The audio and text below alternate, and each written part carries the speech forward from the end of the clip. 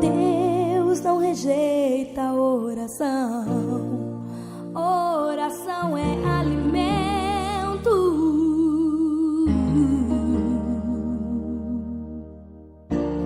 Nunca vi um justo sem resposta ou ficar no sofrimento.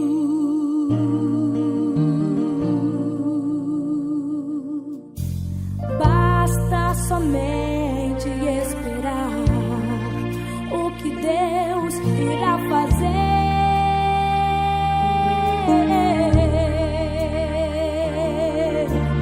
Quando Ele estende suas mãos, é a hora de vencer.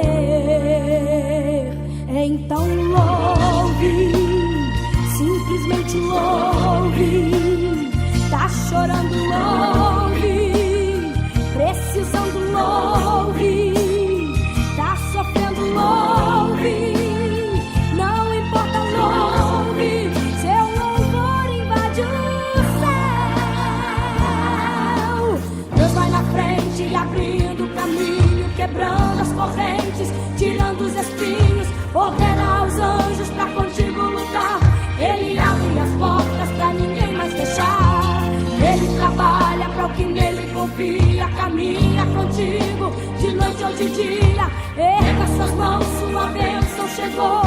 Comece a cantar com muito louvor, com muito louvor, com muito louvor, com muito louvor.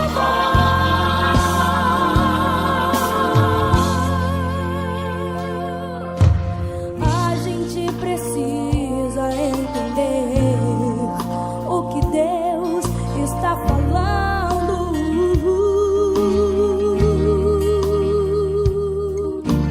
Quando Ele fica em silêncio, é porque está trabalhando.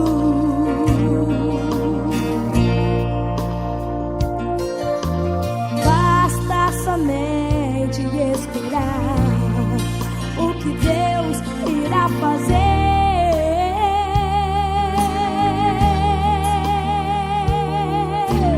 Quando Ele estende suas mãos, é a hora de vencer.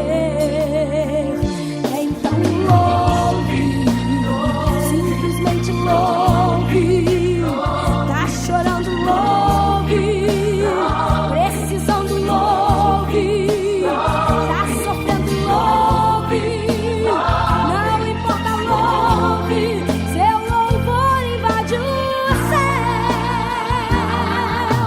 Deus vai na frente, abrindo o caminho, quebrando as correntes, tirando os espinhos. Ordena aos anjos pra contigo lutar.